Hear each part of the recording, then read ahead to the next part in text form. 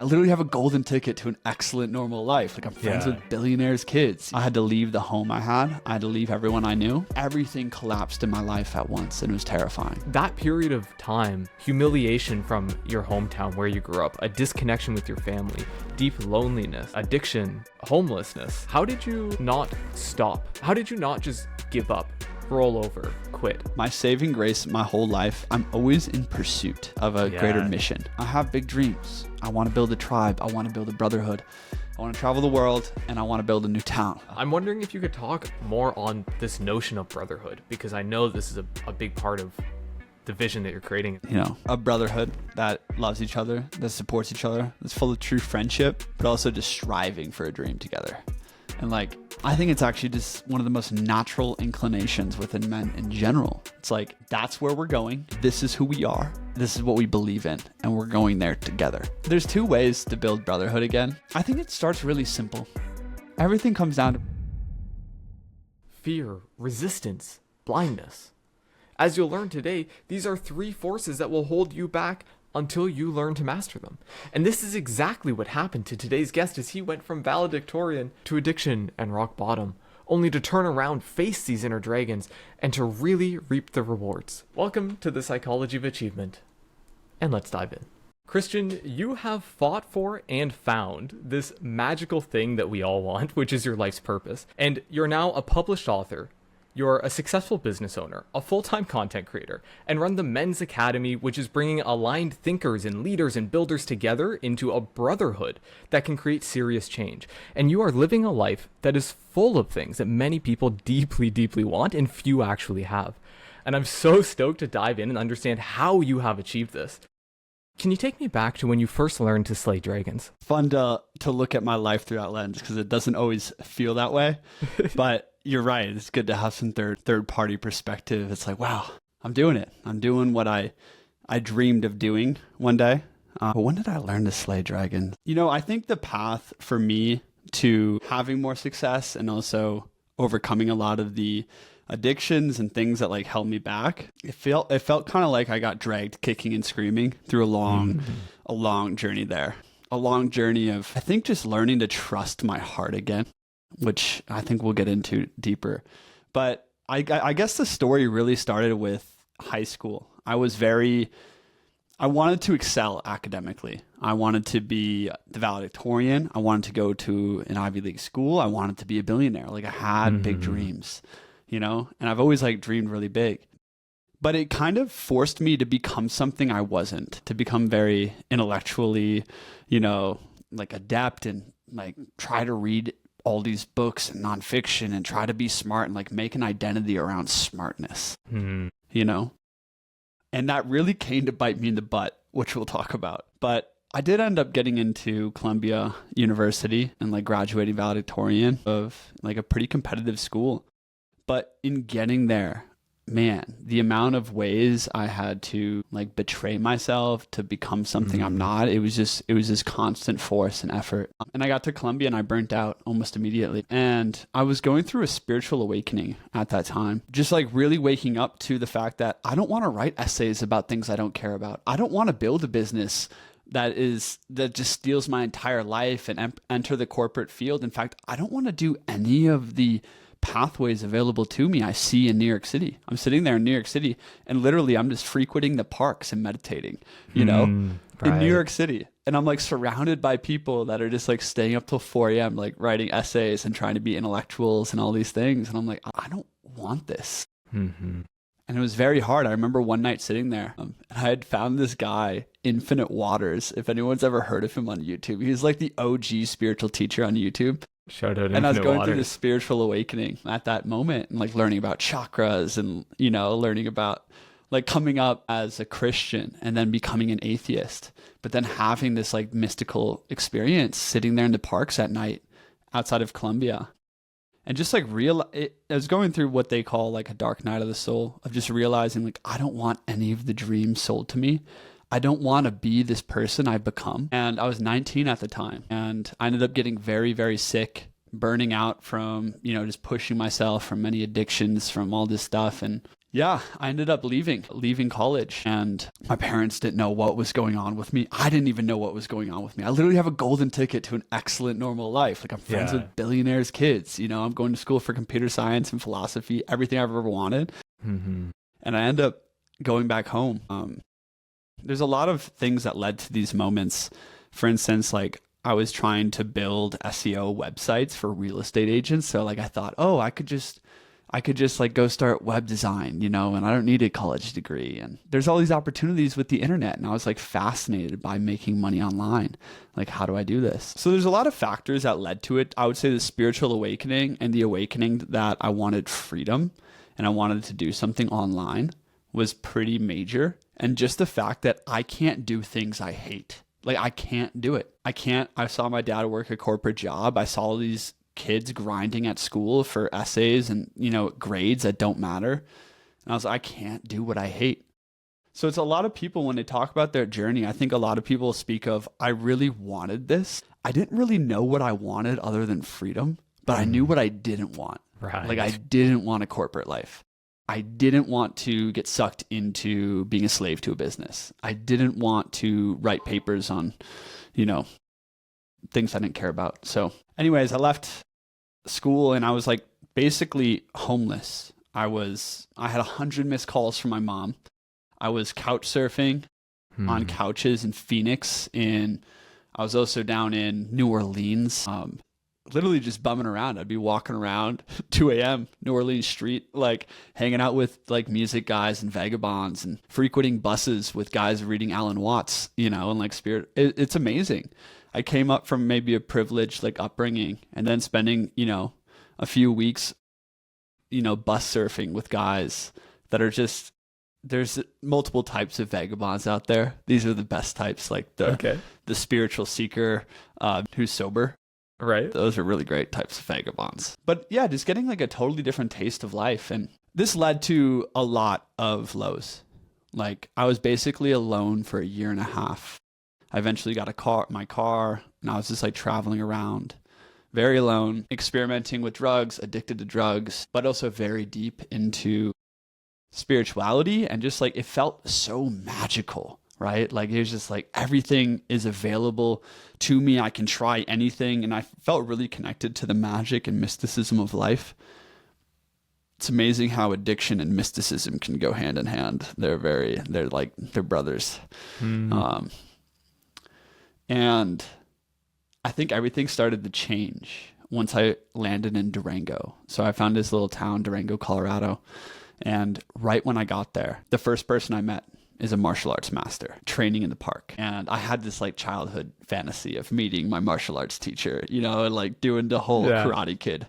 Yeah. You show up and Yeah. So I meet him in the park, and he ends up coming to this festival with me and sleeping under, he's like a very primitive, rugged man, like sleeping under my friend's van. And I end under up the van? Sorry. Under the van at this festival. He's just like this rugged, primitive man. He teaches primal martial arts. He's an amazing man.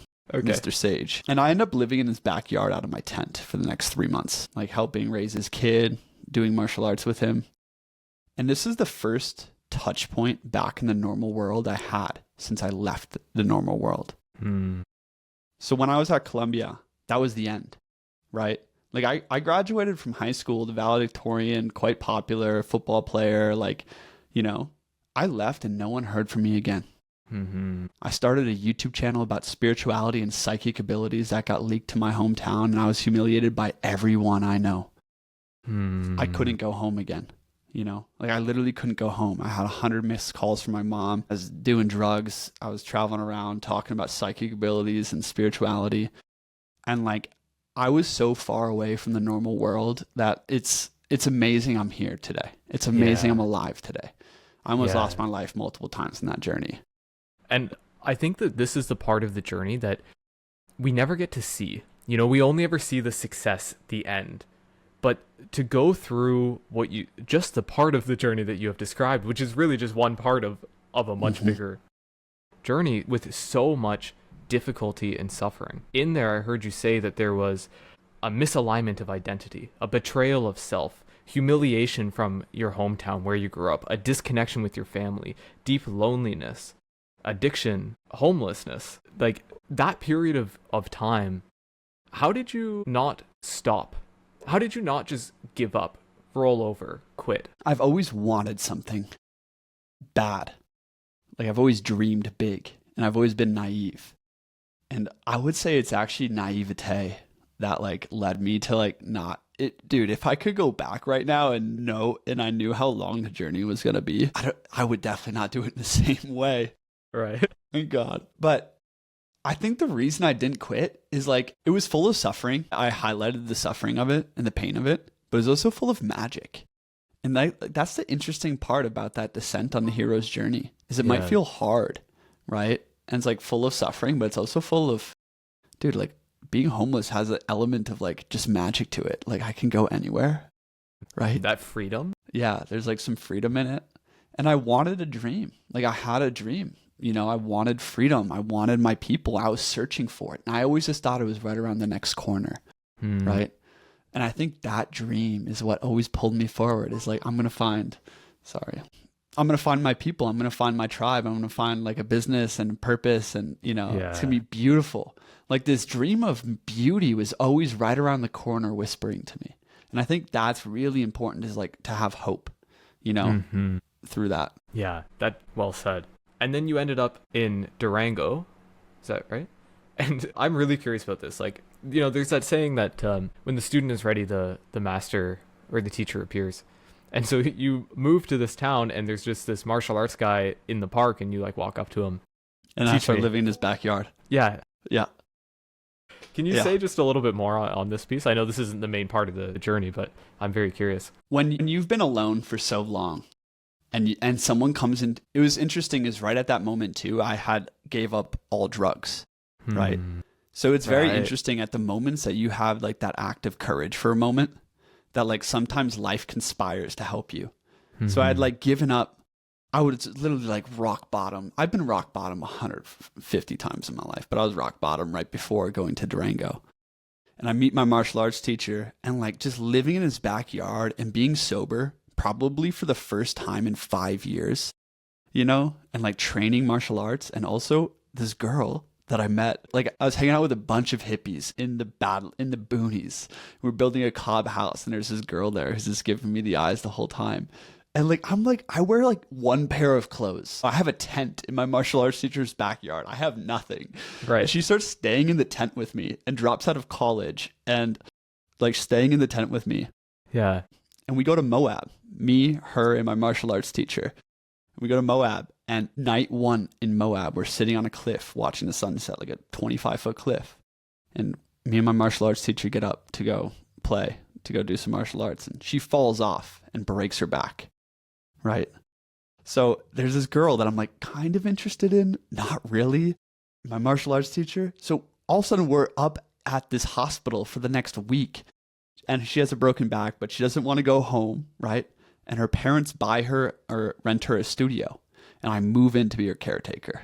And this was the beginning of a 5-year relationship for me. And me, this girl, and my martial arts teacher my martial arts teacher's kid lived together for the whole winter in a one-room studio. Wait. How did the martial arts teacher move in with you? He wanted, like, he was staying in, like, an RV and, like, had access to his friend's house, but he just ended up, I don't even know the whole situation, but it ended up being me, my girlfriend, my martial arts teacher, and his girl wasn't even my girlfriend yet, you know? Right. And that was the beginning of a whole new paradigm for me. And it was interesting, is like, I gave up, you know, substances when I moved in, like when all of that happened. And then I would say like the next 3 years of my journey was a lot of like relapsing, a lot of fighting with myself. But it was that anchoring point of like, I had at least one anchor in the normal world with like people and community around me that loved me and supported me for the first time in my life that actually allowed me to transform, to change. I don't think I could have done it. No way. I would have died if I stayed alone, for sure. Yeah. Wow. Okay. And we haven't even like really started the story yet either. This is like, this is the preface. It's the background info. Yeah. So, okay. You're on this cliff hanging out. This girl that you're seeing who dropped out of college to live in your tent with you in your martial arts teacher's backyard falls off the cliff, breaks her back. You end up moving in with her. martial arts teacher and his son come in this one bedroom studio. But you said this was really the beginning. This was the catalyst that really started a lot of change for you. I think at some point in my life and in every man's life, we must leave the normal world one way or another. The people we know, our family's expectations of us, the dreams we once had, and we must take a journey. I was dragged through a very intense journey my whole life, like kicking and screaming usually. And I'm very stubborn. I don't let go easily. A lot of people are better at this than me, right? Like At letting go.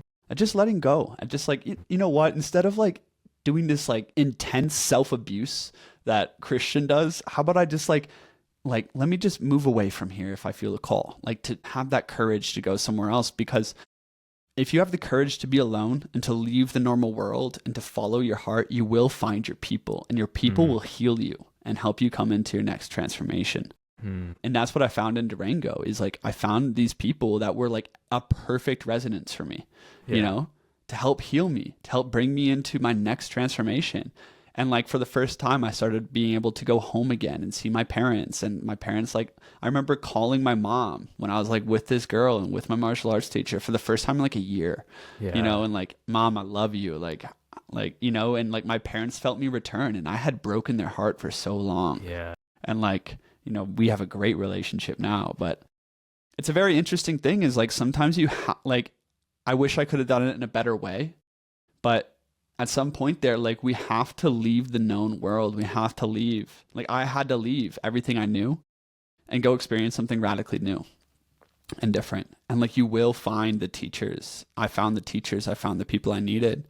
And it led me, you know, that Durango experience lasted about 3.5, 4 years there. And it was kind of the buildup. It was giving me the foundation in that bottom of that hero's journey to like actually go win the victory for myself. Like, I was trying out different businesses. I was trying out different identities. I was coming into myself. I was building community, but I was a boy the whole time. And I think that really amassed in, you know, the initiation that I kind of went through in 2021, which I know you have some questions about. But before we talk about like the initiation and the transformational experiences I had, do you have any other questions about that? You know, you talk about people leaving the normal world, the known world. What do you think it is that is the biggest barrier for people to leave their normal world, to go out on that adventure, to pursue that journey? In my book, I talk about 3 dragons: the dragon of blindness, the dragon of resistance, and the dragon of fear. I really think that all human stagnation can be boiled down to these 3 things. One is blindness. People don't realize that they're going to die. Like, we don't realize that we have one shot to live and to live our grand saga in our lives. And because of that, we continue living a life that feels safe, that feels comfortable, right? So if we feel really safe and we feel really comfortable, and like, if we're blind, we're not going to take the risks that, you know, would actually make our life full. We would just stay safe. So I think blindness is like people just like, oh, I'm just going to do what's comfortable. I'm going to keep doing what I know. So it takes a bit of like conviction and an awakening experience to be like, dude, like, I've always wanted to go to Thailand. I've always wanted to be a middle school gym teacher. And what am I doing my fucking sales insurance job? Like, get the fuck, like, go to Thailand. Yeah. You know, like, go teach some kids, like, even start a club for kids or something. Like, you know, you only got one shot here. And I don't think we realize that in the West enough, is because we're not connected to death anymore, which is very interesting. Man, I love that you said that, because I've also come to the same conclusion. Yeah. Sorry, please keep going though. So blindness is like, this is the fact that we don't realize that we're going to die. We don't really live. The second one is resistance. There's a lot of resistance to leaving your hometown, to leaving your friends, to leaving a job, and also like resistance to, hey, I have this dream of being a creator, creating financial freedom online. It's like, well, can you commit to doing that for 2 hours a day? You know, like, there's a lot of resistance there. But unless we take that kind of radical action, we're never gonna slowly build the next life that we can like transition into, right? And then fear. I mean, I think most of my suffering comes from fear. Fear that doesn't allow us to let go. And really all fear is rooted in attachment. For instance, I stayed in a relationship too long, right? Because I was terrified of being alone. Never told anyone about my YouTube channels. I still really don't. Because I fear what people will think, you know? I think a lot of people stay in jobs and stuff because they don't know like what's going to catch them if they leave. Like, hey, if you move your life to Austin and you know there's great people in Austin and cool opportunities, but like you don't have a job there, you don't know anyone there. Like, are you going to live out your whole life scared? Right? And the interesting thing is the more that you live a life, for me, the more I live my life seeing fear as the doorway, the less fear has a control over me and the more skills I acquire, to the point where I could go land in any town, in any city around the world, and I would know how to make friends. I would know how to support myself. I would know how to meet my needs immediately, right? And like, think about how freeing that is. Like, I could go anywhere in the world and build a new life and build a new community and build like new sources of income immediately because I have skills in those areas, right? Yeah. And like, that's the thing is like, if we're not facing resistance to building skills and like building assets in our life and like facing fear and building our courage, we're going to live a life that's really small, right? Yeah. Hey, I have these friends I've grown up with, my hometown, and these skills. It's like, man, I get to speak authentically myself. I can dance every single night of my life with people I love. And it's because I had the courage to learn how to dance, right? I have a lot more freedom all of a sudden. I was just at dance last night and I was dancing with like this beautiful girl after beautiful girl. And I was thinking about 20-year-old me, the first time I ever went to a dance class or ecstatic dance. And I had to be drinking whiskey just to like do this, you know? And now I'm like just totally free. It's like our whole lives were ruled by this narrow constraint of fear, resistance, and blindness until we can slowly start moving, right? And create freedom.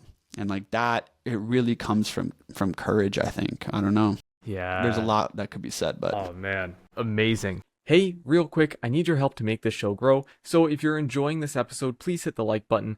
If you have thoughts, feedback, or questions, please leave it in the comments. And lastly, if you want more of this, hit the subscribe button. All three options are entirely free. They help the algorithm push it to more people, which helps the show grow so that I can make more of this for you. Thank you very much. I really appreciate your support. And now back to the show. So 3 dragons: blindness, resistance, and fear.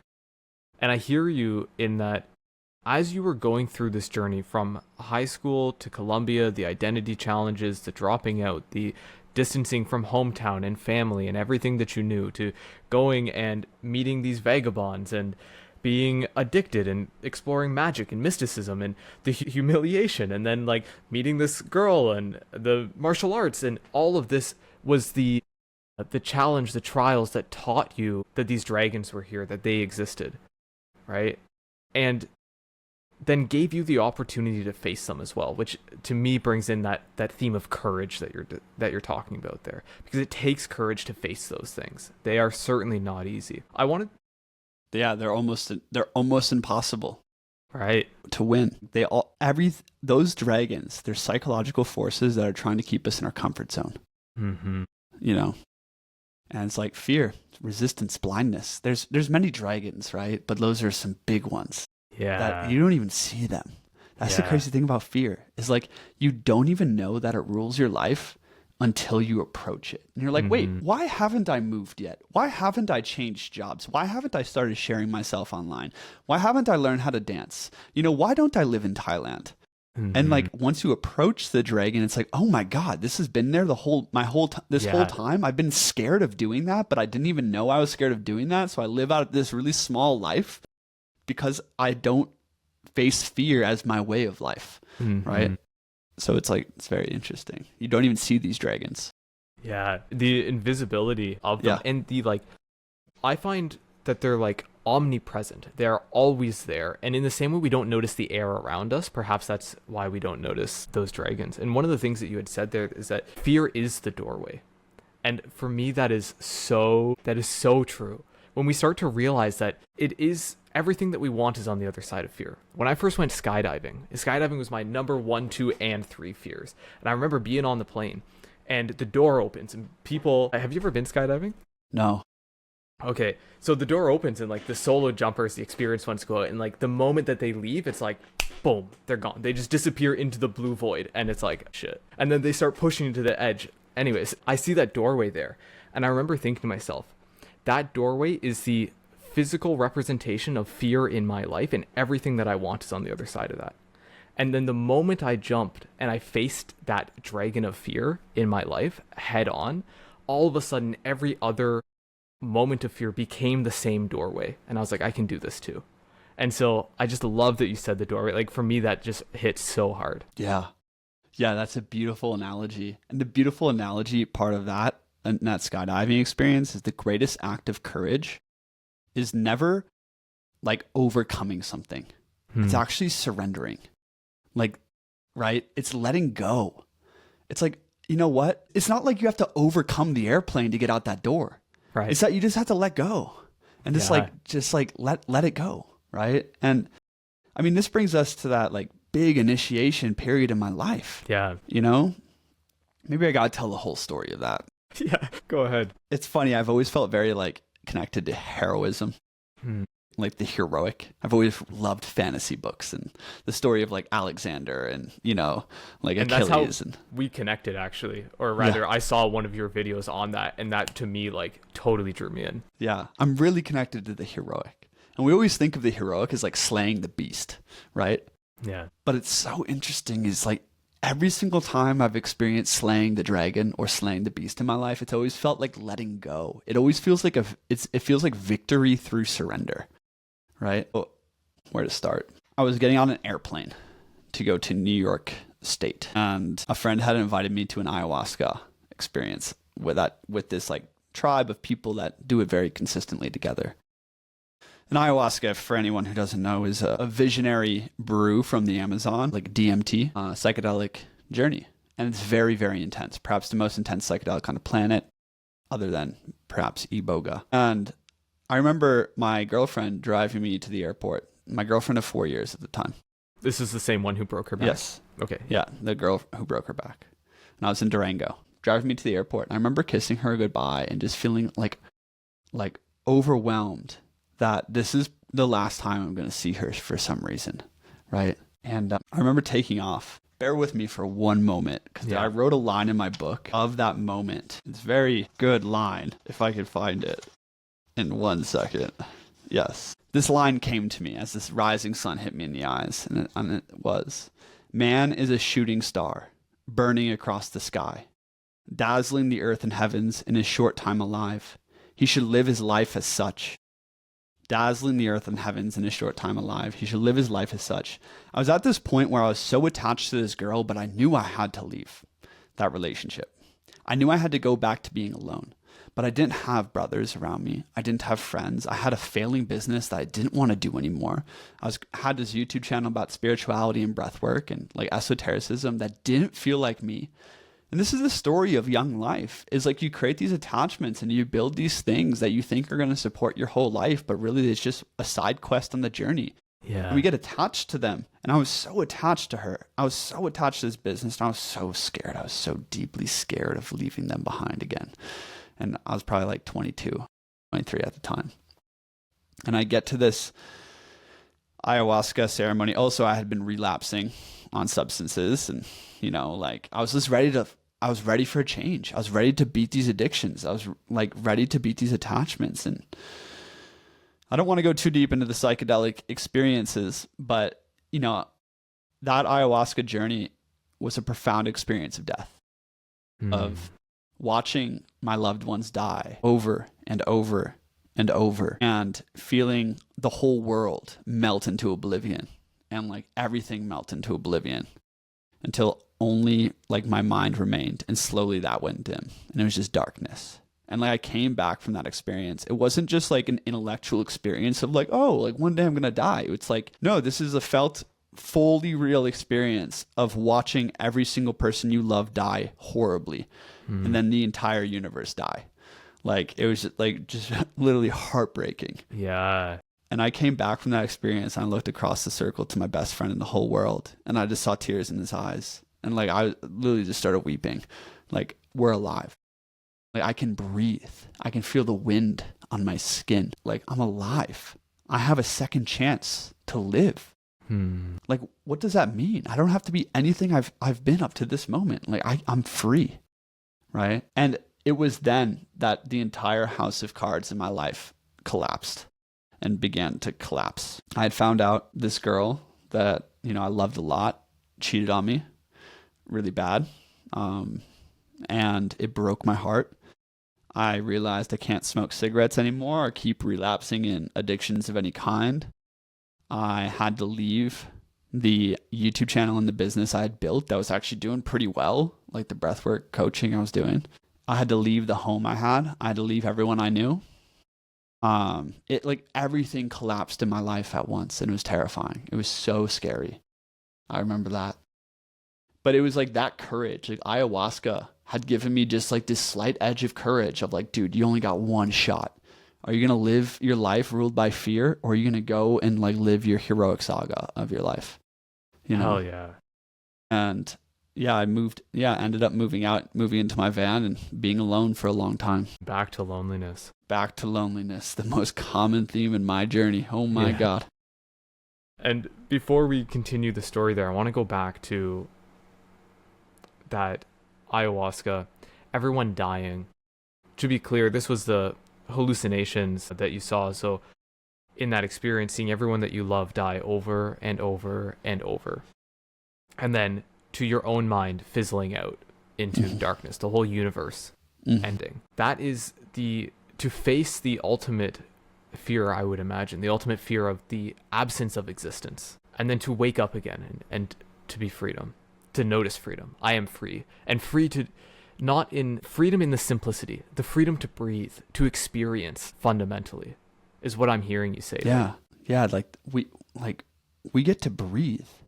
We get to love. We get to create. Like you can just go do things, you know, Right. It's wild.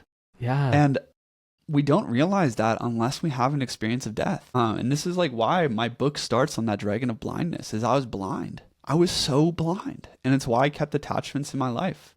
You know, it's why I kept addictions around. It's like I didn't realize I got one freaking shot. I got one shot. And this is the ancient rites of initiation that all men used to go through around that age of like 18 to 22, right? And masculine initiation has always been centered around the experience of death. Always. That's it. It's like fasting in one spot for 3 days, right? Or it's literally getting buried alive, or it's like drinking poison in a cave, or it's going into battle and like losing people you love. Like the masculine initiation has always centered around pain and suffering to wake us up because we are stubbornly blind, my friends. We're all so stubbornly blind. And like we need a slap in the face in some way. Ayahuasca did that to me. And, you know, I don't recommend trying to replicate these intense experiences I've had in my life. I think there's much more gentler ways that can produce, you know, lasting effects. But yeah, like it's that experience of like, holy shit, Yeah. we're all gonna die, so why don't we just start loving each other and living with vitality? Yeah. Yeah. It's a really important experience to have. I agree. I have always found for myself that facing our own mortality has been some of the most liberating experiences, the most eye-opening experiences to talk about blindness there, to force us to look for the truth that we get to experience. And if we get to experience, we might as well love, because love is certainly a magical, magical thing. And we have the freedom to do so. We have the freedom to choose. We have the freedom to create the life that we want to live, to go on the journey that we want to go on. Yeah. I mean, you put it so well. I wish there was like systems built more into our culture that facilitated that experience of like death, reverence, and celebration. This would have been like the mysteries of Eleusis in ancient Greece, like everyone just getting together to drink some LSD and the priests like bringing you into the underworld literally, and then you celebrating all night after that. Like it's, you know, we don't have like culturally sanctioned festivals of death and celebration. Yeah. You know, so I think it makes us all just kind of live with half measures. Like if I could describe like modernity in one word, I'd call it lukewarm. Lukewarm. Just like drifting. Yeah. You know? Yeah. Just drifting. It's just there's no vitality left. Right. Yeah. And I want to come back to that as we circle back once we get to present day, because I know you have lots that you're working on that directly addresses these things. At the time when, after this ayahuasca ceremony, you came back, you found your girlfriend was cheating on you. And then you also left the YouTube business and the breathwork coaching and guidance that you had been providing for people. And you went back to the place that you hated the most, which was to be alone. What was that like for you to lose all of those attachments after? Because like this is you're the down into everything is death and everything has been lost to I have freedom to back down into, and now I've lost all of my attachments. What was that like at that time? Thank God this happened when I was young, like 22, 23. Yeah. Because like I have enough naivete back then to just like, oh, it's gonna be great, you know? I'm just gonna like, my tribe's gonna fall from the sky. I'm just gonna like write a book in 6 months. It took me so much longer than that, and build a business and like, but it sucked. I remember sitting there in the desert in Sedona. I was in Sedona for like a month and a half and just going through double heartbreak. Like just such deep, I mean, the heartbreak was unrelenting for 6 months. Like just unrelenting. It was one of the worst. I mean, the suffering in that period of my life was right in the beginning of writing this book. It's why I wrote this book. Like the amount of suffering I went through because it wasn't just heartbreak. It was like insomnia, like loneliness, heartbreak, pain, loss of everything. And just like struggling with myself and struggling with my purpose and like traveling around and just feeling completely unmet by everyone and everything, you know? And like, it's just a tragedy. Like, I wish there was monasteries in the modern world, like in the ancient world. So like wayward sons could just go be surrounded by like monks in pursuit of spiritual perfection. Like, let's go do that again. So that when you're 22 and your girlfriend like cheats on you and you just like don't know what's going on, like you can just go to the monastery and pray with the boys. Yeah. We need that again. I could have used a monastery right then. Yeah. I did end up going to an ashram in that time. And I like, you know, anyone who's experienced these things, they understand like when you're in periods of grief and suffering like that, it's also super magical. It's like joy and grief are the same emotion. Magic and despair are the same emotion. It's just at different ends of the vibrational spectrum, you know? So it's like, it's kind of a built-in facet of life that when you're going through really shitty times, like when you look back at it, you're like, it's kind of magical too, though. Yeah. You know? Yeah, there's a certain glow about it when you look back on it, right? Like, yeah. But it was hard. I mean, there's no two ways around that. That was hard. That was the hardest part of my journey, hands down, because I knew where I wanted to go, but I knew what I needed to face, which was my own heart, addictions, loneliness, and then I needed to find my purpose. How did you go about facing that? Because a lot of times people in those circumstances will turn to distraction or suppression, anything that they can do to escape from the pain. My saving grace my whole life, well, since then, I didn't have any discipline starting then, but I threw myself into, I wanted to become an author. I wanted to get good at writing, right? So like, I think the saving grace for me is always like, I'm always in pursuit of a greater mission, right? So it's like, okay, I went through all this and I was sitting there like, what do I want to do next? And I remember watching a Ryan Holiday video about writing, and I was like interested in Mark Manson, who wrote The Subtle Art of Not Giving a Fuck. And I was like, I could do that. Let's do that. So I started writing again, and I was frequenting libraries at the time and like reading, and just, I mean, one lesson in that too was I just tapped into my inner child. Like, what does my inner child want to do? Instead of like me trying to like force myself to work or something, my inner child wanted to go sit in nooks and libraries and like read history, like, you know? Yeah. So I started reading, and I was like, I like reading. I'm going to try to start writing, you know? And I just started writing. I had zero discipline to start with, but one thing I talk about a lot, and I tell my guys in the academy to do, and one thing that is so important to me is that you have a priority, like you have a mission, you know, the next step you want to take in your life, and that you dedicate an hour a day to doing it, you know?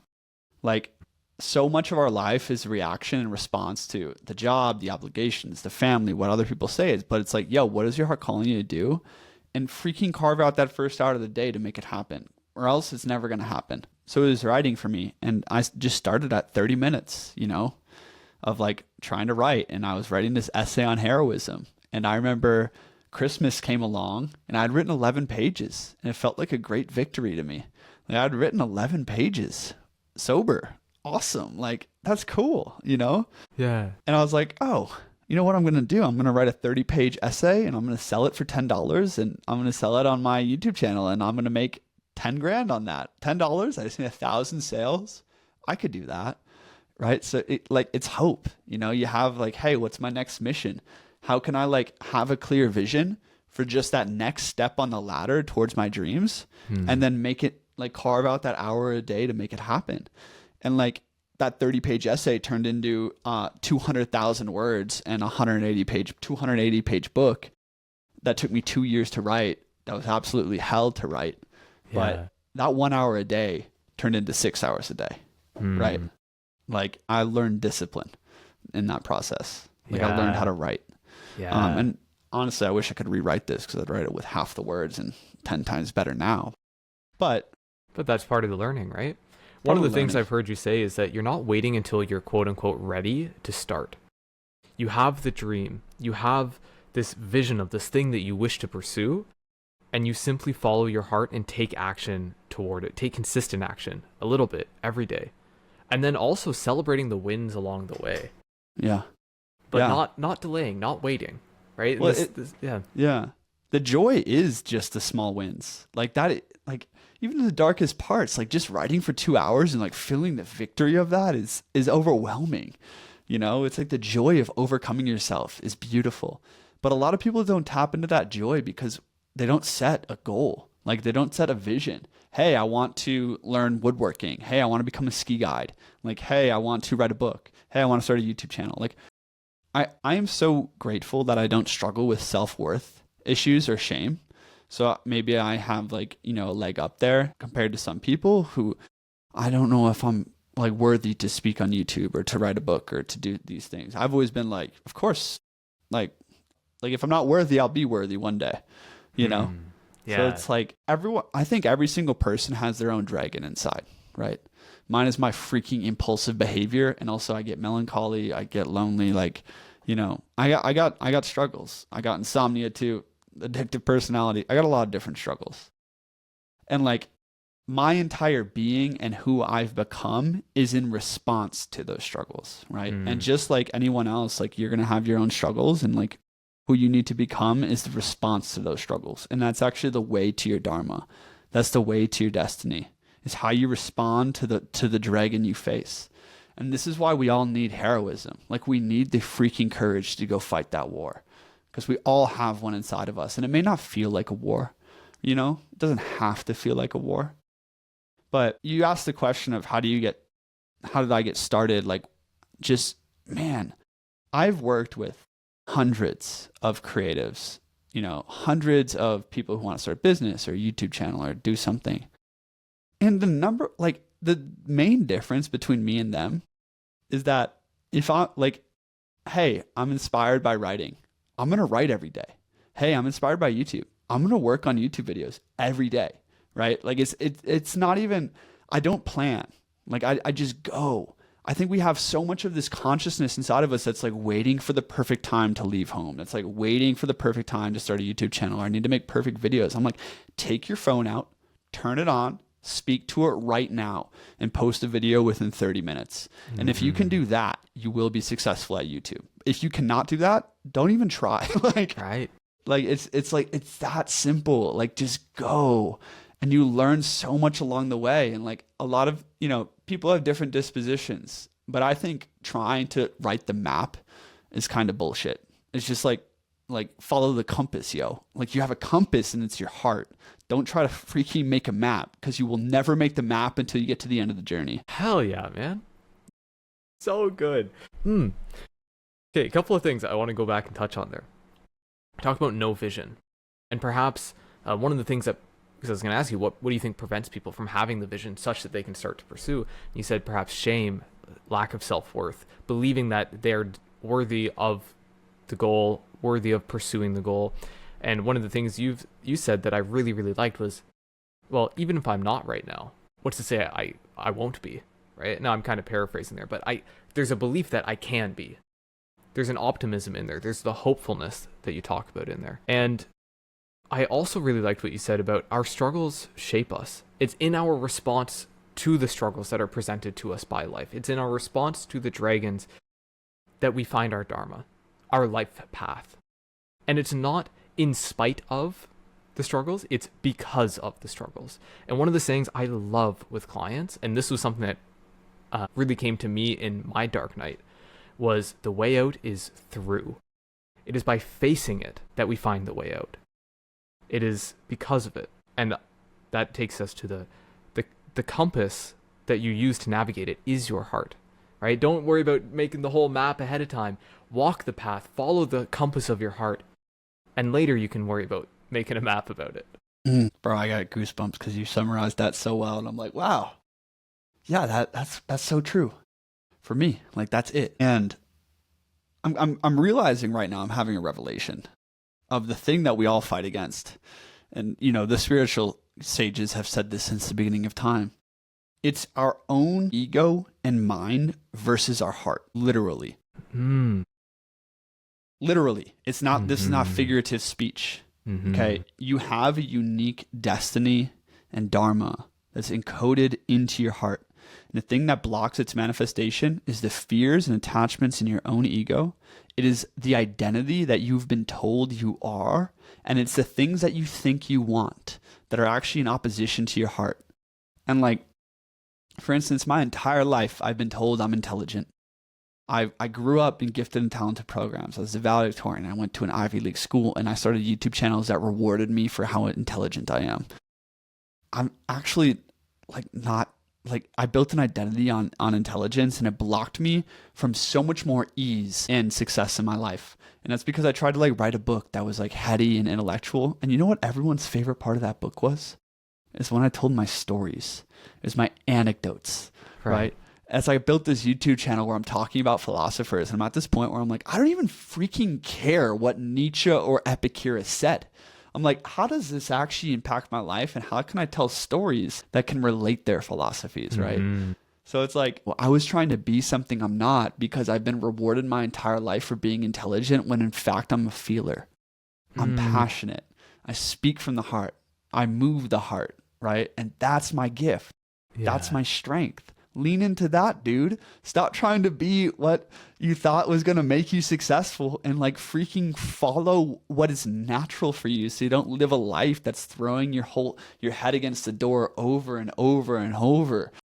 So it's little things like that I never would have realized if I don't just let me just keep leaning in to the intuitions in my heart. And it's not always clear what those intuitions are. But goddamn, if you're in a relationship and for 2 straight years, if you really ask yourself, honestly, why am I here? And it's not because you love her, but because you fear losing, your heart is calling you. It's very clear, somewhere. But I think it's these intuitions, they're vague, they're confusing. I think this could be 10 podcasts and a whole book written on how to follow your heart. Yeah. But yeah. I really agree with that. And for me, when I went through my really painful breakup and the cheating and all of that, there were years leading up to it where I was not following my heart.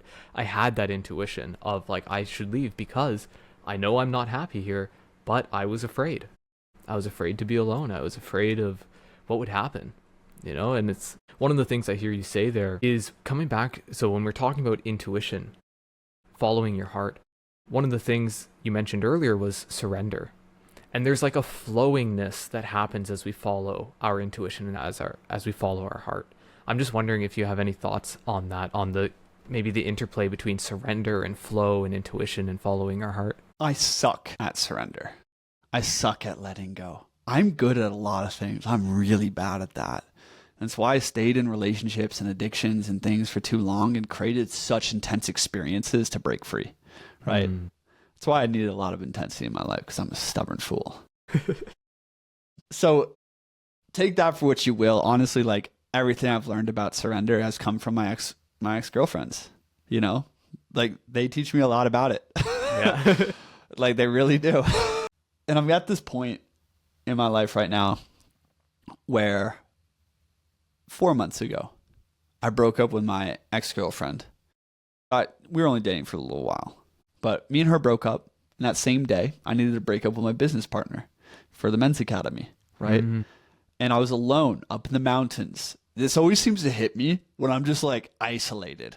And I'm like, oh, goodbye, right? And I remember like sitting in the hot tub and just like sinking into the despair and sinking into the darkness of my dreams and my future with this girl are gone, you know? And like the heart, it has a mind of its own. Like no matter what your ego says about this person, like, man, your heart can be really attached to somebody, you know, and you didn't even realize it. Yeah. And like I wasn't too attached to her, but still, you know, like cutting those cords, it hurts, and like letting her go.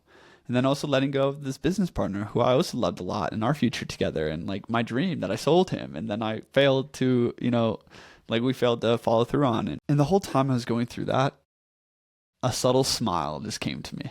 Like the entire time, because I'm like, dude, I've just let go into so much worse than this, and like this storm's gonna pass, and it's gonna leave with so much clarity and so much beauty and so much expansion on the other side. And I think I and the majority of people live our lives scared to face the storm of 2 weeks that will lead us to 20 years of victory. Like it's, man, that is just the story of life. Yeah. In so many ways, we're just scared of like ripping that I know I'm scared of ripping that Band-Aid off a lot. So, but anyways, like in terms of surrender, I think it's the most courageous thing. It's like moments like that. It's not heroic to fight for something. It's heroic to let go of something. And it's always, those are always the most heroic moments for me, of just like letting go. And I think we all know what we need to let go of, you know, and it can feel like a holy war. It really can. Yeah. One of the patterns I'm hearing in your story is this oscillation between attachment, connection, and then surrender and isolation, loneliness. And there's this back and forth that's happening between them. I'm wondering, what do you think? Is there a lesson in loneliness that has yet to be learned? And if so, what do you think it might be? There's a constant cycle in my life between highs and lows. And loneliness is always this part. It's the transition from the high to the low. But actually the beauty in life is at both sides, right? Yeah. So I actually love being alone, but the loneliness is the transition into being alone, right? It's a letting go, right? It's a letting go of something. And then this transition is always the most fun part, right? This is the excitement. It's as like, we go back from alone into. Yeah. I'm like going to the party, right? Yeah. It's like the excitement part. I'm falling in love. Yeah. Honeymoon phase, right?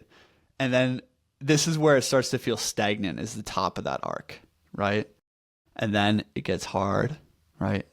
And like wisdom to me is, how do you surf the waves of life well? Yeah. That's what wisdom is. And this cycle, it repeats itself in everything, in every relationship, in every business, right? I literally go through the same exact cycles in creating content, like the challenges, the stress, the celebration, the victories, the triumphs. The cycle is permanent in every single part of life. And like wisdom is surfing those waves well. And this is why like Socrates says we need to live an examined life, right? Like we just need to pay attention to these cycles so that we can learn to surf them well, because they're always there. And I'm like at this point where I so deeply have like learned the lesson, slapped in the face over and over and over, that for instance, the last breakup, it just felt like I was just kind of like smiling as I went down the wave. You know, I was like, you're a little bit older, bro. Like you learned a little bit more since last time, you know? Yeah. And I think that so many people, and myself included, are trying to find a place of permanence in life. Once I make it, then everything will be okay. Right. Once I get to the promised land, once I get to the kingdom of heaven, then everything will be perfect. And like, I won't need to stress or work so hard. And it's like, this is such a freaking fantasy. Like the promised land is the point at which when you are surfing the waves of life, you are joyful at every part. Like that is the promised land. And that is the point of like where you know when to overcome yourself and when to let go of things. Like, and that's really like, that's the whole lesson of living, that, you know, this is always present for me. Well said, man. Well said. I've got nothing else to add to that. I think about these things a lot. This is all like, you know, written okay in my book, but I'm a little bit wiser now. Yeah. I'm a little bit older. And but anyone listening, Psychology of Slaying Dragons, link in the description. Go check it out. Yeah. Actually, I'd recommend just going to my Substack. Yeah. Yeah, it's where I like write my personal essays and give updates on my life. It's this Kristian Bell with a K. And link in the description either way. Yeah. So Kristian, can you take us back to Sedona, coming out of the period, that 6-month period? Traveling in my van, Sedona, Austin, Texas, went to Hawaii. I'm very blessed that I tend to like work hard on a project that will give me some financial freedom so that I could go through these transformations, right? So like I supported myself through that business, that breathwork business, saved up like 20 grand or 30 grand or whatever to have a year to write a book, right? So like I'm really blessed by that. And I've also had a safety net of my parents. Like if I need to like, if everything goes away, like I know I could like go back home. So I'm grateful for that. Not everyone has that opportunity. But traveling around and like realizing that at that point in my life, I need to become a man of action. I have big dreams. I want to build a tribe. I want to build a brotherhood. I want to travel the world and I want to build a new town. And just to be clear, everyone watching at this point in the video, like I've talked about my own wisdom. I've talked about these big dreams, like if I am so bold, like I do appreciate myself and love myself. And like, I also realize I got a long way to go and like, I'm not perfect, and none of us are, but I also just encourage everyone here to like have the self-worth, to love yourself. And just like, I think people are just like fronting at all this humility and modesty when it's like, dude, freaking become a badass and own it and love it. So I just want to, if I may be so bold, to just own who I am. Yeah. And I think that's been the lesson on my journey is like authenticity. Like, how do you come into that? Which, maybe you'll glean some lessons from, or maybe I will by the end of this. So anyways, traveling around, writing the book was hell. You can read that whole story at the end of the book. The last chapter of my book, The Psychology of Slaying Dragons, is the best chapter. So start there. Start the last chapter. And it was in that period of writing the book that I became a man of action, that I built the discipline to actually like do something consistently every day of my life for 3 hours. Like that's really hard to do. It's really hard. Like this is that dragon of resistance that's blocking us from our dreams. Like resistance is really sneaky because they'll tell you to like not do something, to rationalize quitting, or like it's really sneaky. It's just as sneaky as fear. Man, these dragons, they're fucking so sneaky. We got to get cunning. We got to be innocent as doves and wise as serpents to slay these dragons, my friends. And like, so resistance, it was that writing the book was the war with resistance. Leading up to writing the book was the war with fear and blindness. To beat resistance, you need to become a man of action. And I know this podcast is about the psychology of success. And I think that each person, and myself included, like we need to face blindness and fear so that we can become authentic. And once we can become authentic, we need to go to war with resistance. In the sense of like, there's going to be resistance to starting a YouTube channel and building it, or starting a business, or, like whatever you want to build, whatever kingdom you want to build, laying those bricks is not that fun sometimes, like I'm sure that you sitting there over there, like doing all these calls and your psychological coaching, and there's a lot of work, It certainly is. So you had to become a man of action. And I think this is an important movement from boyhood to manhood, is like, okay, I know how to like work consistently, every day for quite a few hours on the thing that's most important to me.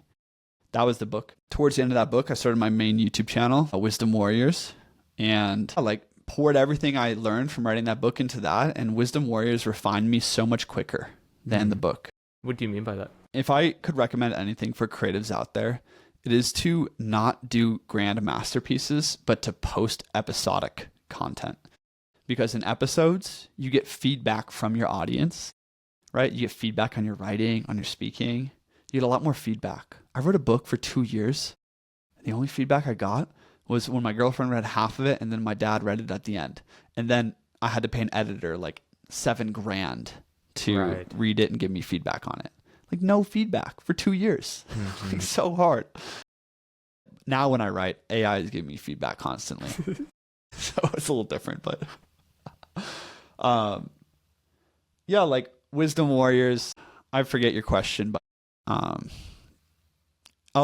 what lesson? It was becoming a man of action. I think it's a very important. It was a very important step in my journey. Yeah, I've also found, and to the point that you were making, that being a man of action has been one of the single most valuable things in my life. I am very resilient and very relentless toward my goals in the same way that you are. Every time there's a setback, I'm like, realign with the goal and pursue it. Take action over and over and over and over. And I have found that that has been one of the greatest strengths in life, to not give in to those resistances, to not get stopped along the way. And yeah, man, yeah. I love that. And I love that you're helping other men do it, because I think that especially in our society, we've lost that. And back to like what you were saying about things being kind of lukewarm, you know, I think that that's so true. Yeah. Yeah. I mean, a lot of people talk about vision, you know, and I think everyone can just go research a podcast on how to clarify your vision, right? There's really only two things in terms of becoming a man of action that matter. It's like, one, follow your heart and experiment until you find something that you really fucking draws you. Yeah. And then just like, I don't even think about vision anymore. I know what I'm here to do. It's like, I know I'm going to build a YouTube channel that speaks to millions of people, aligns me with my tribe, and allows me to build like a brotherhood and an academy, you know?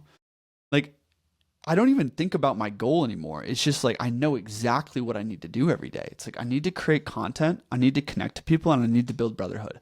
Like, anything that's outside, this is actually one of the problems in my life, because anything that's outside of how strong my destiny pulls me, like it doesn't really matter that much anymore. Of it is kind of problematic when it comes to a lot of different relationships. Like, maybe I'm a little too obsessive. But I think a lot of people are searching for their purpose. Like, I've been there, especially when after that initiation, I was searching for what's my next step. Yeah. It's like, I didn't know where I'd be right now. What is this, 3 years later?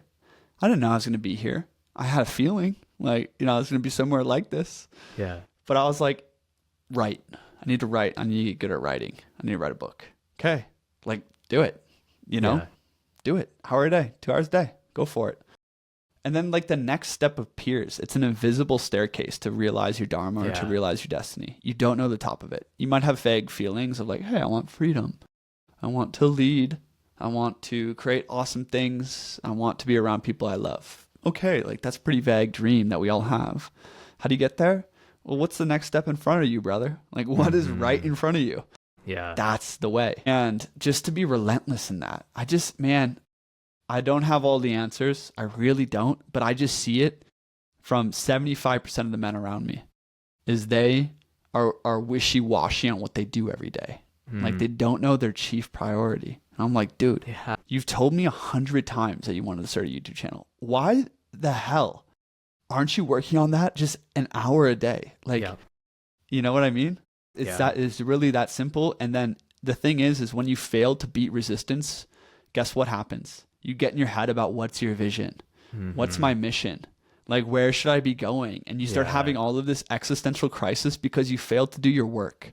Yeah. And this is what I wrote about in my book. It's called The Shadowlands of Resistance. This is also something Stephen Pressfield coined. And a lot of people who are going through like existential crises constantly, who are always like questioning, where's my vision? What am I supposed to be doing? It's like, well, you already know what you're supposed to be doing deep down. If you actually listen to your intuition, you're just not doing it. Right. And then you never get to the next step. So then you'll always consistently be in a place where you're searching for vision. And I know that this podcast, you're going to title it like The Search for Dharma or something of this nature. And like, how did you come into a place where you know like your destiny is burning inside of you? You know, like it's that. It's like, what's your intuition say?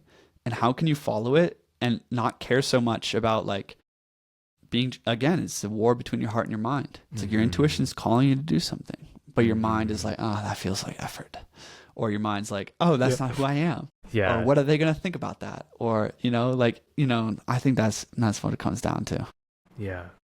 That makes so much sense. And as you have gotten really clear following your heart, you talk about make content, connect, build brotherhood, build a town. Does that bring us to the present day, Kristian, and the present day of your story? Or is there anything between there that you wanted to cover? My God, life is complex. Relationships are complex. Philosophy, everything we talk about, there's so many dimensions to all of this. There's so many dimensions to me. I would say that, I've given you a brief summary. Like after that initiation and writing the book, it was like the real war to overcome these, like, go through the grief, surrender, overcome addictions, and just stand as me. My final line in my book, it says, you know, my final line is bring on the sun. Like, I am ready to shine as a man and come into my leadership and come into who I am meant to be and, like, shed every layer that doesn't serve that. And I feel like at this point in my life right now that I am proud of, like, who I've become, you know, and I am happy with my life. Yeah. My life is beautiful. Like, you know, yeah, it's hard still, but I wake up, I write and create videos that just, like, I just speak from my heart. I don't have to, like, do all the mental shit that I once did, right? I get on calls with people I love and that inspire me. I'm talking to brothers all over the world that are inviting me to come visit them in communities. And, like, I'm starting a retribalized podcast to go interview these guys and speak about the things that are really easy. And as I get older, I'm just like, what's easy and what's most natural and what's most instinctive, do that, triple down on that, keep going, you know? And then when the problems come and the stress comes, like, I just have these maxims, I have these reminders written all over my boards and, like, deep in my psyche. It's like victory through surrender. Have faith as the lotus flower blossoms. You know, I'm creating a lot more feng shui through the journey because I'm realizing it's not just all about, like, stress and grinding, trying to get to the dream, but, like, man, just take a breath and, like, do the thing, follow the gut, and, like, you know, really enjoy surfing the waves. And I go through constant ups and downs. I struggle with insomnia and a lot of different things, but, like, I'm stoked. I'm freaking stoked about where I'm at right now in my life. So I love that for you, because I think so many people, to what you said earlier, like, we think the kingdom of heaven is like, you know, when everything is perfect and flawless. And it, as you said, it's not the case. It's can we find the joy, the excitement throughout the entirety of the riding of the waves, right? And to what you said there, yes, there's still challenges. Yes, you don't know everything. Yes, you are not perfect. All of those, and you're stoked. And none of that would have happened if you had stayed in your comfort zone at the beginning. If you had just not followed your heart. If you had not dared to go on an adventure. Yeah. This one last line here before we get into, like, present day mission I'm on. Sure. I made a video recently and I said success is the enemy of originality. And at so many points in my journey, there's been a temptation. Like, the woman in the red dress from the Matrix walks by, right? And, like, for instance, I could have started a YouTube channel and just, like, triple down on the breathwork and just become, like, really big in the breathwork space. But my heart's calling me in a different direction. There's no soul left in it for me. But I'm literally making 10 grand a month, you know? Right. For the first time ever, I was like, I made 10 grand a month for 3 months in a row. And I was like, this is fucking, I still don't even make that, you know, not even close. And, like, it was like a woman in the red dress moment. You know, it's like, oh, I could be successful. It's like my YouTube channel. If I just sold out and just made, you know, philosophy videos for, like, you know, there's guys like Hamza who have done this, who just, like, I'm just going to double down talking to young men in this one problem. And it's like, I can't do that. I can't constrict myself into a smaller container than who I truly am. Yeah. And I think we all need to make sacrifices at certain points in our life, like go learn the algorithm game or go like learn the business game or go learn a skill. But, like, I think that success can often be the enemy of originality. One last final sentiment on this is I made a video on my main YouTube channel. It was about dating. It was like why dating is broken in 2024 or whatever. Yeah. It got 300,000 views in 2 days, right? And it actually was the worst thing that ever happened to my YouTube channel. Why is that? Because I almost became a freaking dating coach. Right? Yeah. And it literally created, like, an existential crisis in me for the next 3 months because I was trying out different styles of content all of a sudden. Right. And now I'm back to where I was. Yeah. You know? So it's be wary of success just as much as failure. I think both are, again, it's anything that is taking you away from the compass inside is leading you astray. Yeah. Like, yeah. That's it. How do you think somebody can tune into that compass inside? What is it that allows one to do that? Honesty. I like having a variety of experiences. Like, I just went to a camp out, and then driving home from the camp out, I had different insights about my life because I got to break the routine. You know, I think a variety of experiences in contrast is really important. Mm-hmm.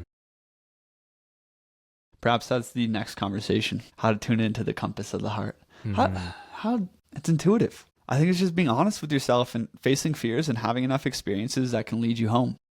Yeah, I agree. I think one of the things that I often will talk about with clients is sometimes I feel like, imagine you're walking down a hiking trail or something like this, and this is, let's say, your path. But sometimes you have to stumble off the path to know where the path is. You have to hit the bushes to be like, oh shit, like I need to kind of course correct here.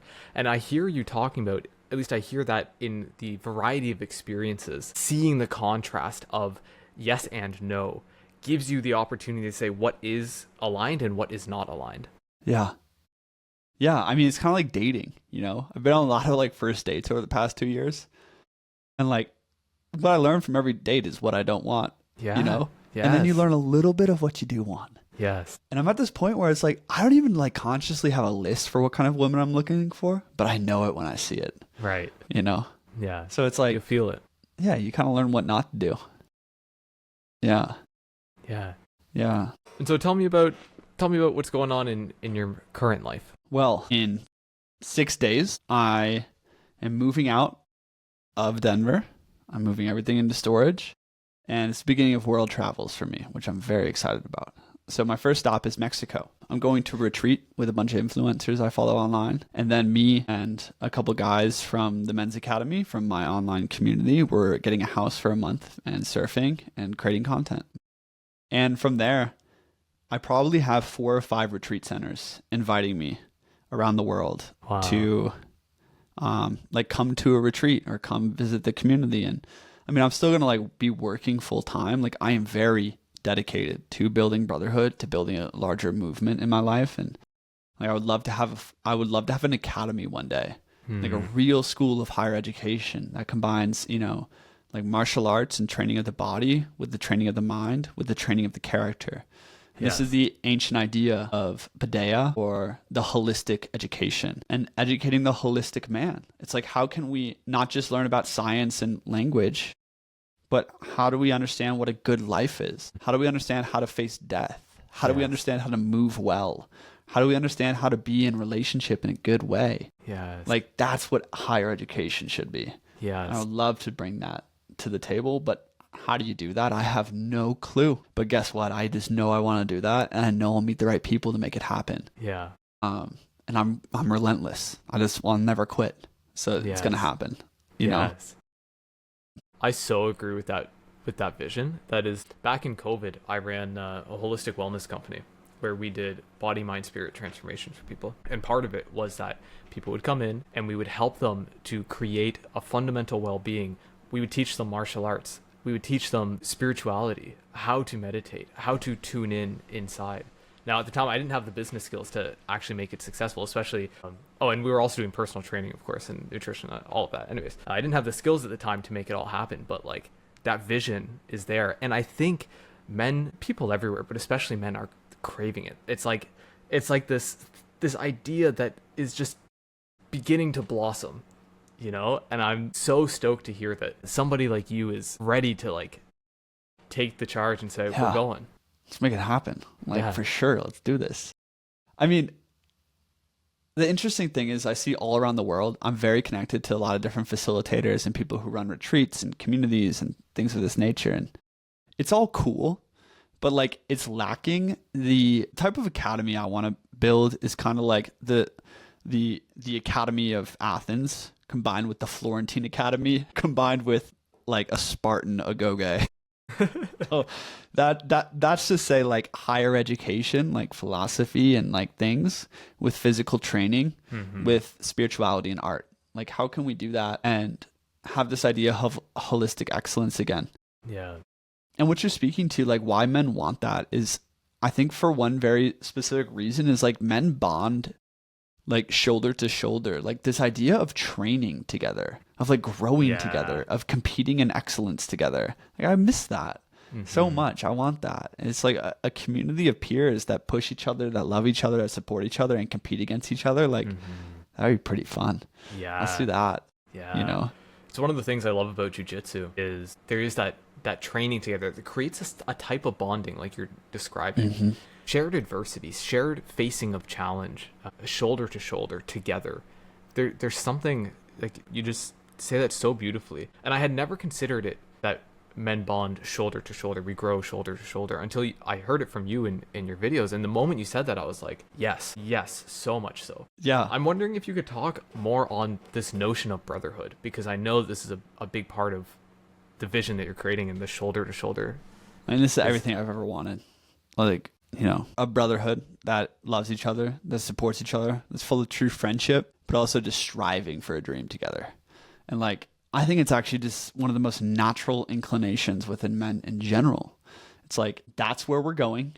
This is who we are. And like, this is what we believe in. And we're going there together. We don't have this in the modern world at all.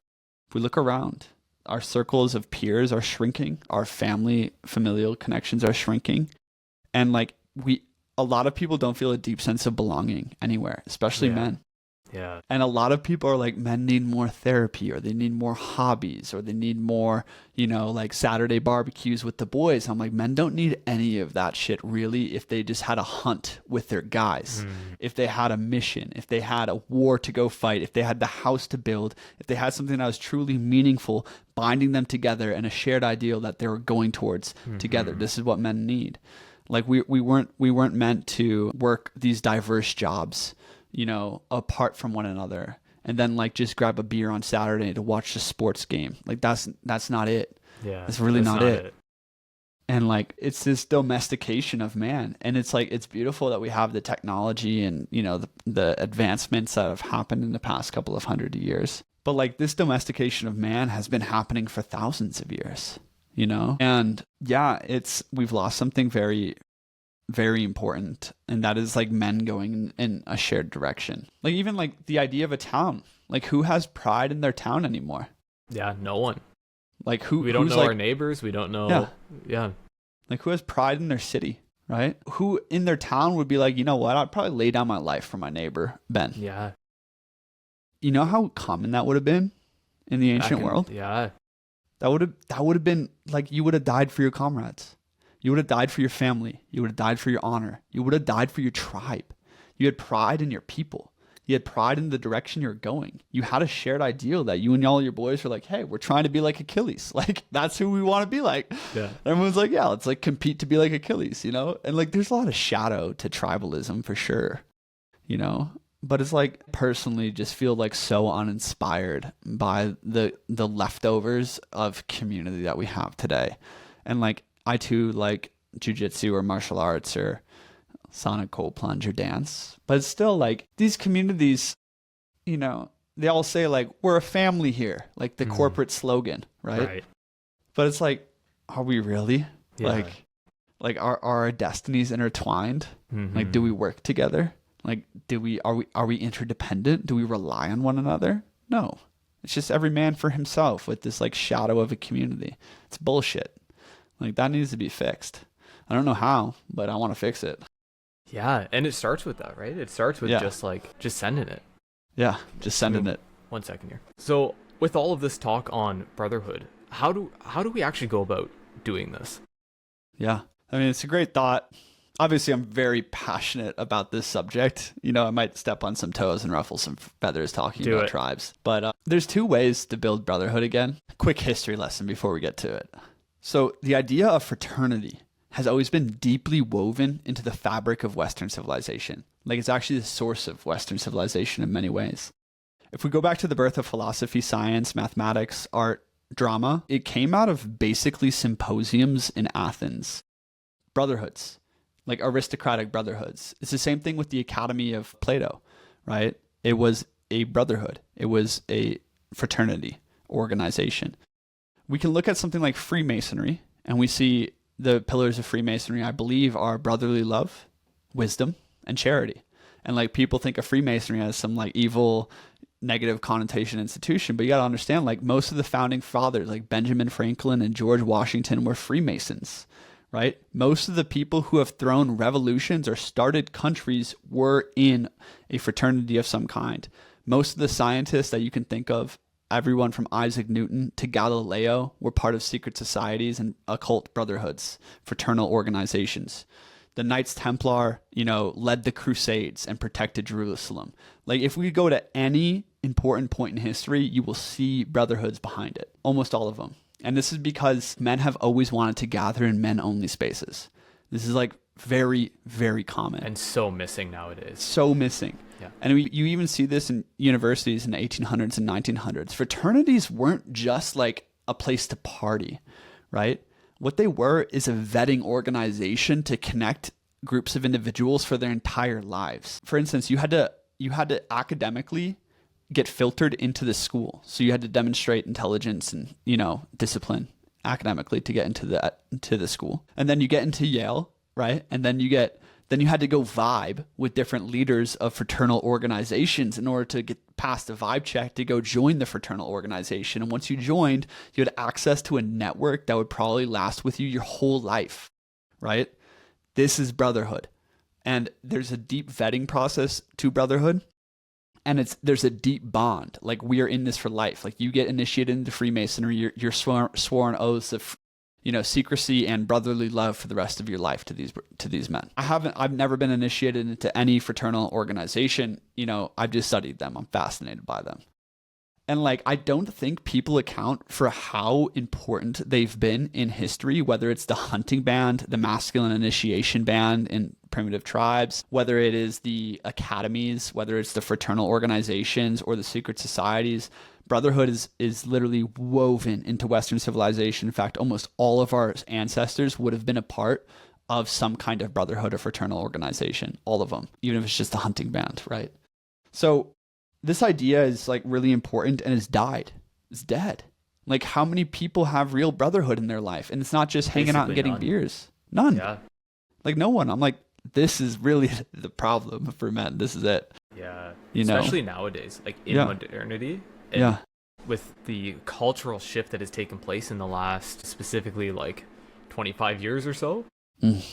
Yeah, men have no place to just be with other men, to really form a brotherhood. And if anything, it's been shit upon. It's been erased. Yeah, demonized for sure. Yeah, brotherhood's either evil, gay, or weak today. It's demonized. And even the institutions like Freemasonry or the church are demonized if they're just brotherhood. And I get it. Brotherhoods have caused a lot of pain and harm, and there are negative brotherhoods and negative connotations, but it's you can't throw the baby out with the bathwater here. So it's important. How do we build them? I'm not obviously I have the makings of a cult leader inside of me. I'm not trying to build a cult in that sense, though. It would be cool to have a revival of some kind of brotherhood order or fraternal organization that is worldwide. That would be amazing. So that there is a code of conduct, there is a shared bond, there's a spiritual excellence and physical excellence component and brotherly love. That's the foundation of the Men's Academy. My organization online. I think it starts really simple. Everything comes down to relationships. Everything. It really does. And in terms of building brotherhood in your real life, you need two things. You need an outer circle and an inner circle. So your outer circle is going to places consistently and meeting and engaging with your broader community. Things like climbing gyms, sauna cold plunge centers, co-working spaces, like a jiu-jitsu martial arts gym. And also, once you start meeting people, you go to these places consistently, you start meeting people, you start getting invited to people, and people will reveal their network to you. This is kind of the extroverted approach to building an outer circle.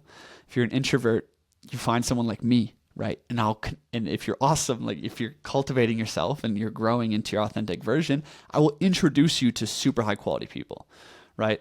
So either you have to become the node that creates the community, or you find the node and join a community, right? So you got to build your outer circle some way. And I do this online and in real life. And then you start slowly building an inner circle. And an inner circle is formed around a ritualistic event. So an inner circle in your life, the best example of this is when I had this brotherhood circle in Durango. And we'd get together every Sunday for sauna, cold plunge, meditation, music, and games, right? It was Sunday fun day. I still do this in my life today. I do this with women too, though. Is every Sunday we play volleyball.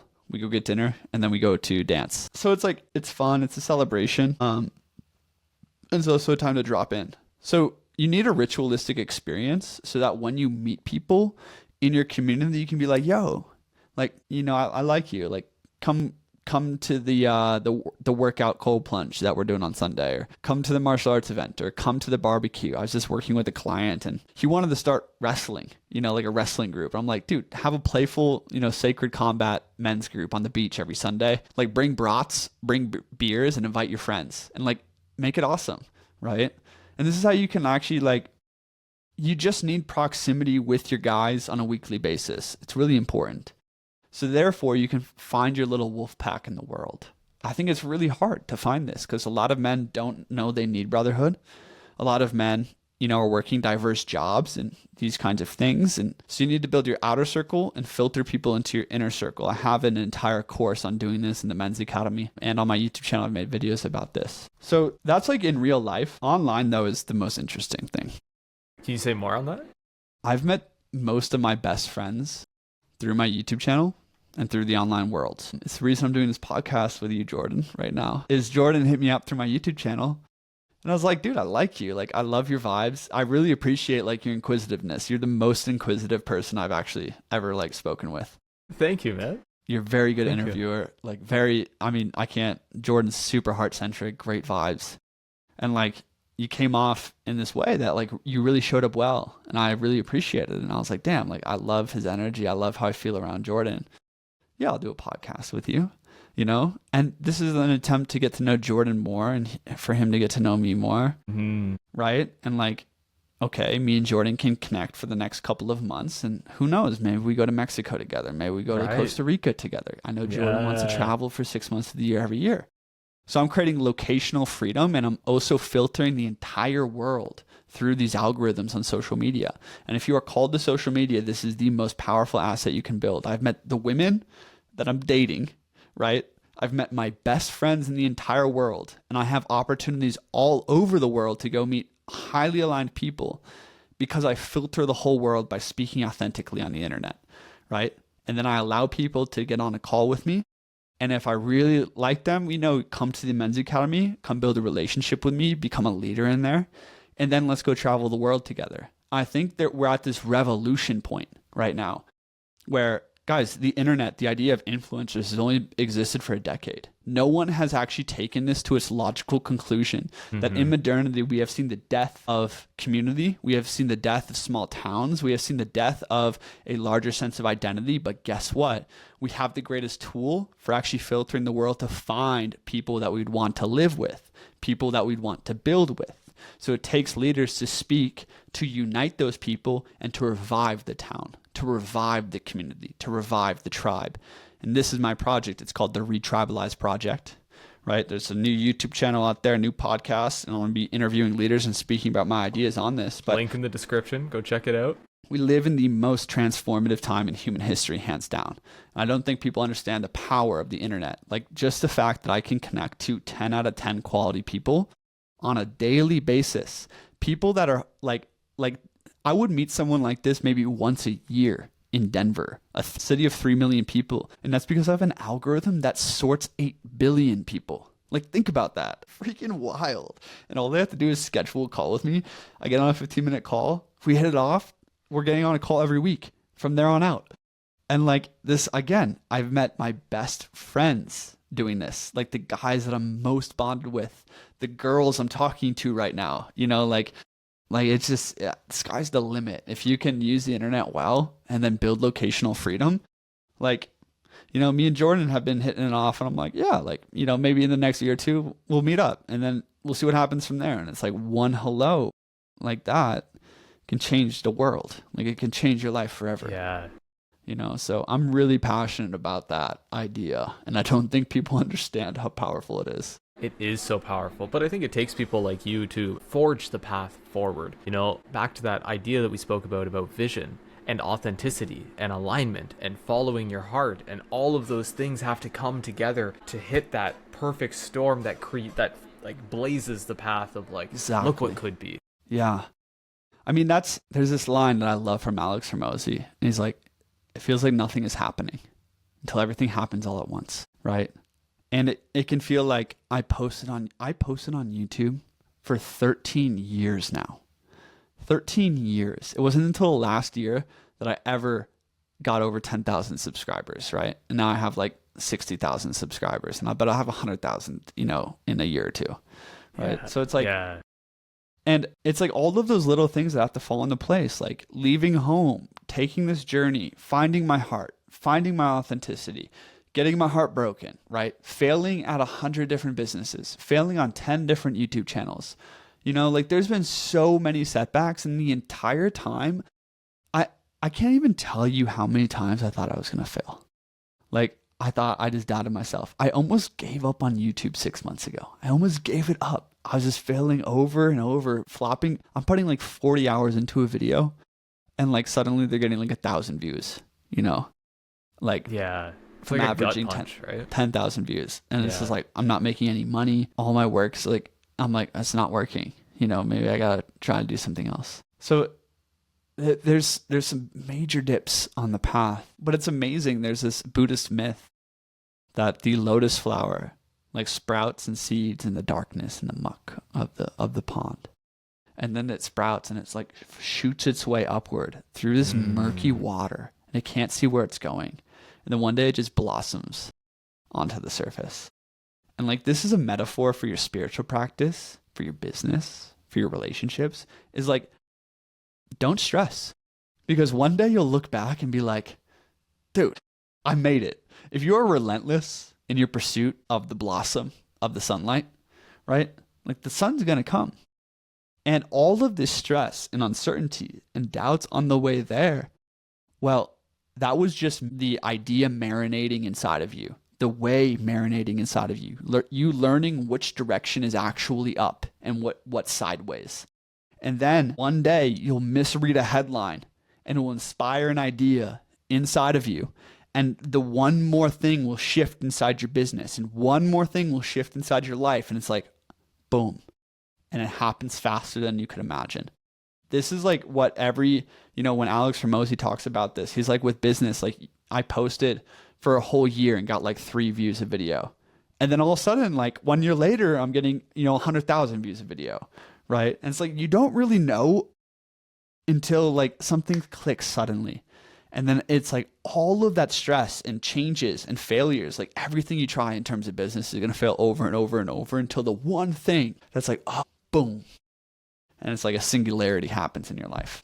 So that's, like I'm very fortunate for my path. I've been through a lot of intensity, a lot of different intensity and, embarrassments and failures. But like I'm at this moment in history and my moment in my life where I just feel like I literally am at the sunrise. I'm like, I'm blossoming out of the murky water, and it's radiant. And like, I look back and I'm like, dude, I just wish I had a bit more faith and a little bit less like self-abuse along the way, because you're gonna make it if you don't stop. The whole universe is conspiring to bring you there, and you don't even know it's happening. It's like these things are marinating deep inside your psyche, and then they erupt. And it's like, how could I have ever known that I'm going to be here? Well, I'm so grateful I am. So well said. And it hits so home for me as well. I have found on my path, everything that you just said is so true. And it's something that I think we have to, it's one thing to intellectually understand it. It's another thing to really allow ourselves the opportunity to experientially realize it, to go through the trials, to understand that we can in fact do it, that if we are relentless, if we do pursue, then all of these things at some point will click into place. And it's, again, the path is full of these failures, that the things that we see as boulders in our way are actually the stepping stones that are divinely placed to help us get where we need to go. Yeah. I think to be surrounded by people like that, who understand that, who walk the walk, is one of the most valuable things, bringing it back to brotherhood, to have these men stand shoulder to shoulder to pursue that something greater, that vision together. And I'd love if you could share a little bit more about the Men's Academy before we wrap up on that note of brotherhood, and who are you attracting, who are you bringing together inside this Men's Academy, and what are you doing in there? Well, I think that we're so much stronger together, like you just said. You know, it's so nice to have shining examples around you. And the Men's Academy, like, I don't love all of this like online personal development, but like it's a starting point, right? It's a starting point, and I'm just filtering guys from my YouTube channel. I run like 4 or 5 calls every week to have a philosophy symposium, to discuss spirituality and religion, to discuss building brotherhood and personal development. And there's accountability squads.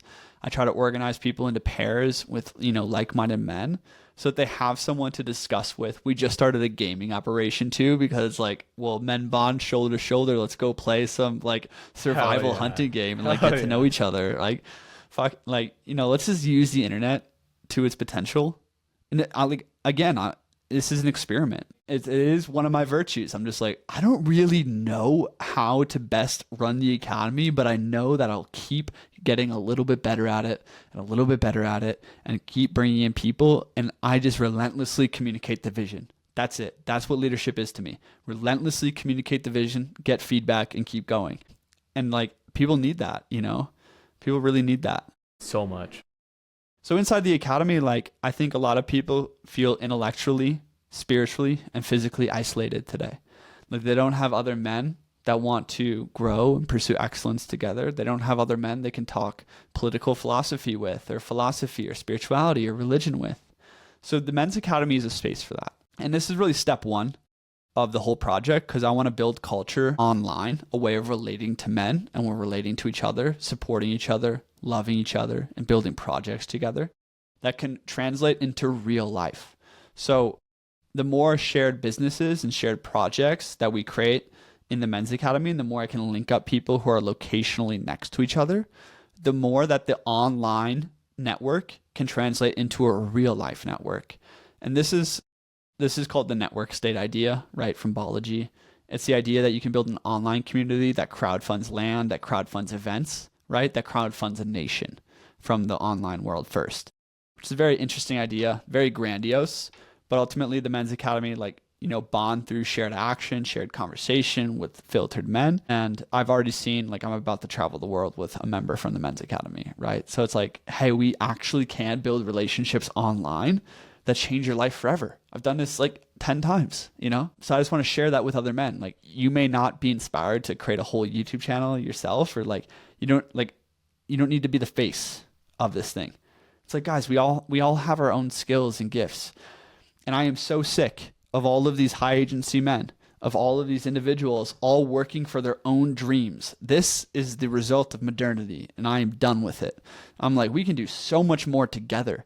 The problem is we need to overcome our own egos, our own, you know, we got to sacrifice a little bit of personal gain to figure out how can we gain as one, right?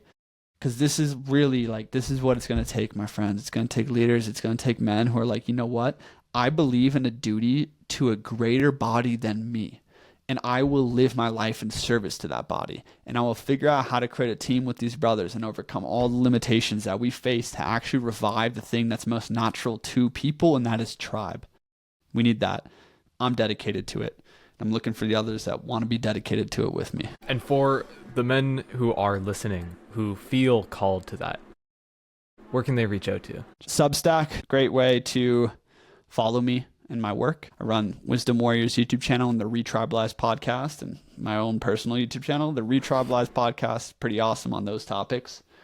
And yeah, just the Substack, and you know, there's gonna be links below. But yeah, thanks so much for having me on, Jordan. You invoked a lot of different passion inside of me, and it's good to reflect on the journey a little bit. You are an incredible interviewer, one of the best, and I wish you the best of luck with this channel, dude. I think it's gonna be amazing, and yeah, everyone should definitely subscribe to Jordan. He's got great skill, and I see big things happening for him.